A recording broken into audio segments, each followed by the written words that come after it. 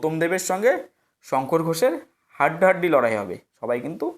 সবাই এটাই ধরে নিয়েছে। যারা তৃণমূল সমর্থক রয়েছে তারা ভাবছে তৃণমূলের প্রার্থী জিতবে, আর যারা বিজেপি সমর্থক রয়েছে তারা ভাবছে বিজেপির প্রার্থী জিতবে। কিন্তু এ জিতবে ও জিতবে, অর্থাৎ বিজেপি ভাবছে বিজেপি জিতবে, তৃণমূল ভাবছে তৃণমূল জিতবে। কিন্তু এই যে বিজেপি আর তৃণমূল, এই দুজনের লড়াইয়ের মাঝখানে কিন্তু আরেকজন ব্যক্তি লড়াইয়ে ঢুকে পড়েছে। সে হলো বামফ্রন্টের সিপিআইএম প্রার্থী শরদিন্দু চক্রবর্তী। নমস্কার, আমি গৌতম নিয়ে আসলাম নতুন আরেকটি ভিডিও স্পেশালি কি আপনাদের জন্য। আজকে আমি কথা বলবো শিলিগুড়ি বিধানসভা নিয়ে। আমরা যদি শিলিগুড়ি বিধানসভা দেখি, আমি 2011 থেকেই ধরবো। 2011-তে এই বিধানসভায় জয়ী হয়েছিল তৃণমূল কংগ্রেস। রুদ্রনাথ ভট্টাচার্য ছিল জয়ী প্রার্থী, আর যার সাথে লড়ে জিতেছিল সে কিন্তু ছিল বামফ্রন্টের হেভিওয়েট এবং শিলিগুড়ির একজন নামজাদা রাজনৈতিক ব্যক্তিত্ব অশোক ভট্টাচার্য। তাকে হারিয়ে জয়ী হয়েছিল তৃণমূল কংগ্রেস 2011 সালে। তারপর কিন্তু তৃণমূল কংগ্রেস এই আসনটিকে আর পুনরুদ্ধার করতে পারেনি, অর্থাৎ বিধানসভাতে এই আসনটি আর জিততে পারেনি। 2016 সালে এই শিলিগুড়ি আসনে ছিল তৃণমূলের তারকা প্রার্থী, হেভিওয়েট প্রার্থী, একটা সর্বভারতীয় ফেস যাকে চিনে সবাই, বাইচুং ভুটিয়া। এত বড় একটা ফেস ব্যবহার করার পরেও কিন্তু তৃণমূল এই আসনটি জিততে পারেনি। কে জিতেছে? আবার সেই অশোক ভট্টাচার্য তার যে সিট সেটাকে হাসিল করে নেয়, অর্থাৎ জয়ী হয়। কিন্তু 2021-এ টোটালি দেখা গেলো আলাদা দৃশ্য। টোটালি দৃশ্যের প্রেক্ষাপট চেঞ্জ হয়ে গেল। না এই আসন তৃণমূল জিতলো, না এই আসন বামফ্রন্ট জিতলো। আসন কিন্তু জিতে নিল কে? বিজেপি, ভারতীয় জনতা পার্টির প্রার্থী শঙ্কর ঘোষ। আর এবার 2026-এর নির্বাচন, এই নির্বাচনে এই আসনটি জিতবে কে? অনেকেই ভাবছে যে লড়াই তো হচ্ছে তৃণমূল কংগ্রেস আর বিজেপির মধ্যে, হয় তৃণমূল জিতবে নয় বিজেপি জিতবে। তৃণমূল সমর্থক যারা রয়েছে তারা ভাবছে এই আসনটি তৃণমূল জিতবে, যারা বিজেপি সমর্থক রয়েছে তারা ভাবছে এই আসনটি বিজেপি জিতবে।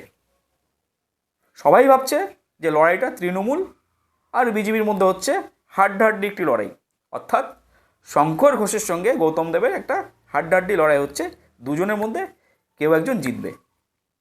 কিন্তু এই যে লড়াইটা রয়েছে না, এই দুজন শিলিগুড়ির একটি আলোচিত এবং পরিচিত পলিটিক্যাল ফেস, এটাকেও অস্বীকার করতে পারবে না।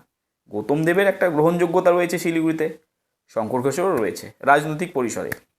কিন্তু আমরা যে জিনিসটা গুরুত্ব দিচ্ছি না, বা আমরা যে জিনিসটা ভাবছি না, সেটা কিন্তু একবার ভাবা দরকার। সেটা কি জানেন? সেটাই আমি আলোচনা করব। তবে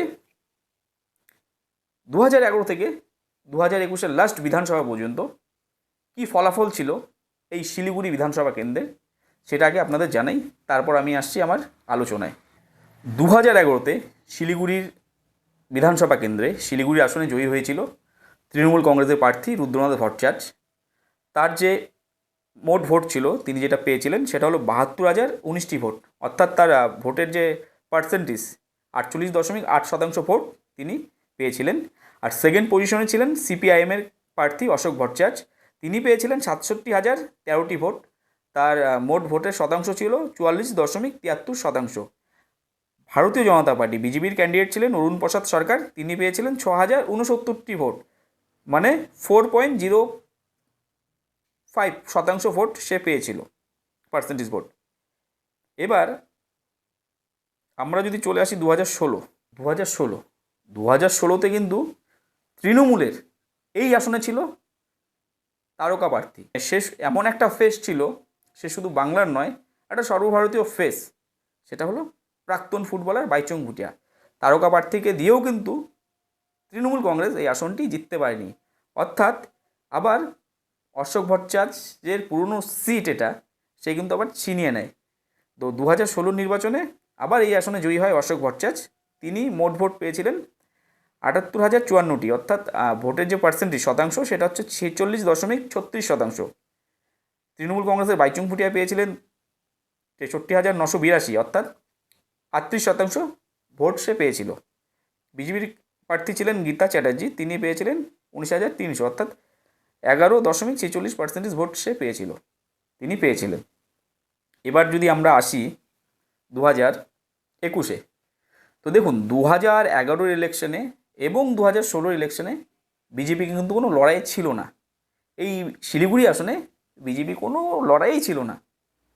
কিন্তু 2021-এ কিন্তু টোটাল পাশাটা উল্টে যায়। যেখানে লড়াইটা কার সাথে কাটছিল, তৃণমূল কংগ্রেসের সঙ্গে সিপিআইএমের লড়াই ছিল, বামফ্রন্টের প্রার্থীর লড়াই ছিল। কিন্তু ভোট যুদ্ধে 2021-এ কিন্তু টোটালি অন্য ঘটনা ঘটে গেল। কী ঘটনা ঘটলো? সেই লড়াইয়ে যে তৃতীয় 3 নাম্বার পজিশনে ছিল প্রথম দুটো নির্বাচনে 2011 এবং 2016 নির্বাচনে, যেই দলটা 3 নাম্বার পজিশনে ছিল সেই দলটা 2021-এ গিয়ে জয় ছিনিয়ে নিল।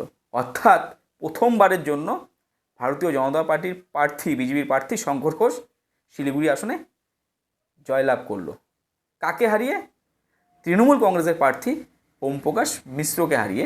2021-এর রেজাল্টটা আপনাদেরকে শেয়ার করছি।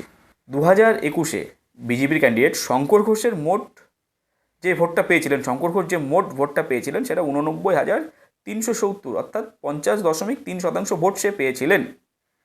তৃণমূল কংগ্রেসের প্রার্থী ভালো লোক, কিন্তু খুব ভালো ব্যক্তিত্ব, বাট সে জিততে পারেনি। ওম প্রকাশ মিশ্রা তিনি পেয়েছিলেন 53,784 ভোট, অর্থাৎ 30.11। ভাবুন একবার। সিপিআইএমের অশোক ভট্টাচার্য, দাপুটে নেতা, নামজাদা ফেস, শিলিগুড়ির নামজাদা একজন রাজনৈতিক ব্যক্তিত্ব, তিনি চলে আসলেন 21-এর নির্বাচনে 3 নাম্বার পজিশনে। কত ভোট পেয়েছিলেন? 28,835টি ভোট পেয়েছিলেন, 16.14% ভোট। এ ছিল 21-এর লড়াই। আর 26-এর লড়াই সবাই ধরে নিয়েছে যে এবারের লড়াই তৃণমূল কংগ্রেস ভার্সেস বিজেপি, অর্থাৎ গৌতম দেবের সঙ্গে শঙ্কর ঘোষের হাড্ডাহাড্ডি লড়াই হবে। সবাই এটাই ধরে নিয়েছে। যারা তৃণমূল সমর্থক রয়েছে তারা ভাবছে তৃণমূলের প্রার্থী জিতবে, আর যারা বিজেপির সমর্থক রয়েছে তারা ভাবছে বিজেপির প্রার্থী জিতবে। কিন্তু এ জিতবে ও জিতবে, অর্থাৎ বিজেপি ভাবছে বিজেপি জিতবে, তৃণমূল ভাবছে তৃণমূল জিতবে। কিন্তু এই যে বিজেপি আর তৃণমূল, এই দুজনের লড়াইয়ের মাঝখানে কিন্তু আরেকজন ব্যক্তি লড়াইয়ে ঢুকে পড়েছে। সে হলো বামফ্রন্টের সিপিআইএম প্রার্থী শরদিন্দু চক্রবর্তী জয় দা। তাকে কিন্তু আমরা গণনাতে ধরছি না, কিন্তু তিনি কিন্তু ভোটের ময়দানে অলরেডি নেমে গেছে। এমন হবে না তো যে আমরা ভাবছি বিজেপি জিতবে, আমরা ভাবছি তৃণমূল জিতবে, কিন্তু দেখা গেলো বিজেপিও জিতলো না, তৃণমূলও জিতলো না, মাঝ থেকে সিপিআইএম প্রার্থী জয় হাসিল করে বেরিয়ে আসলো। এমনটা হতে পারে, কারণ তারাও কিন্তু ভোটের ময়দানে আর থেমে নেই, কিন্তু তারাও রীতিমতন প্রচারে নেমে গেছে। আর আমরা যদি বলি ক্যান্ডিডেট, নো ডাউট গৌতম দেব শিলিগুড়ির মেয়র, সর্বপরিচিত একটা ফেস। শুধু শিলিগুড়ি নয়, মানে উত্তরবঙ্গের রাজনৈতিক পরিসরে, বিশেষ করে তৃণমূল কংগ্রেসের, ঠিক আছে, একজন অভিভাবক তুল্য মানুষ। মানে উত্তরবঙ্গের যারা তৃণমূল নেতারা রয়েছে তারা কিন্তু এক প্রকার অভিভাবক মানতে বাধ্য গৌতম দেবকে। অন্যদিকে শঙ্কর ঘোষ, এই যে শিলিগুড়ি শহর, সেই শহরের পরিসর থেকে বেরিয়ে রাজ্য রাজনীতির একটি মুখ হয়ে উঠেছে শঙ্কর ঘোষ। নো ডাউট তিনিও লড়াইয়ের ক্ষমতা রাখে। এবার আসি সিপিএমের শরদিন্দু চক্রবর্তী, জয় চক্রবর্তী, দীর্ঘদিনের কাউন্সিলর। তিনি কিন্তু সিপিআইএমের দীর্ঘদিনের কাউন্সিলর এবং একজন ভালো ব্যক্তিত্ব। শঙ্কর ঘোষ যেমন একজন ভালো ব্যক্তিত্ব, গৌতম দেব যেমন একজন ভালো ব্যক্তিত্ব, তেমনই শরদিন্দু চক্রবর্তী তিনিও কিন্তু একজন ভালো ব্যক্তিত্ব। এবং যেটা খবর আসছে, বিভিন্ন সূত্র মারফত যে খবর আসছে, বিভিন্ন সূত্রে খবর পাওয়া যাচ্ছে যে এই যে শিলিগুড়ি আসনে সবাই ভাবছে যে লড়াইটা তৃণমূল আর বিজেপির হবে ভোট যুদ্ধে, কিন্তু সেই লড়াইও কিন্তু যথেষ্টভাবে নিজেকে প্রস্তুত রেখেছে বামফ্রন্টের প্রার্থী। কিন্তু এই ভোট যুদ্ধে দেখা গেলো এমন একটা ফল করে দিল, হতেও তো পারে, সেটা তো ফলাফলের সময় দেখা যাবে যে কি হচ্ছে শিলিগুড়ির রেজাল্ট। তৃণমূল পাচ্ছে আসনটি না বিজেপি পাচ্ছে। নাকি সিপিআইএম? অবশ্যই পরবর্তীতে এই বিধানসভা কেন্দ্রের সমীক্ষা নিয়ে আমি হাজির হব, কে জিততে পারে এই আসনটি। আজকে এতটুকুই। আবার নেক্সট কোনো ভিডিওতে আপনাদের সঙ্গে আবার দেখা হবে। নমস্কার।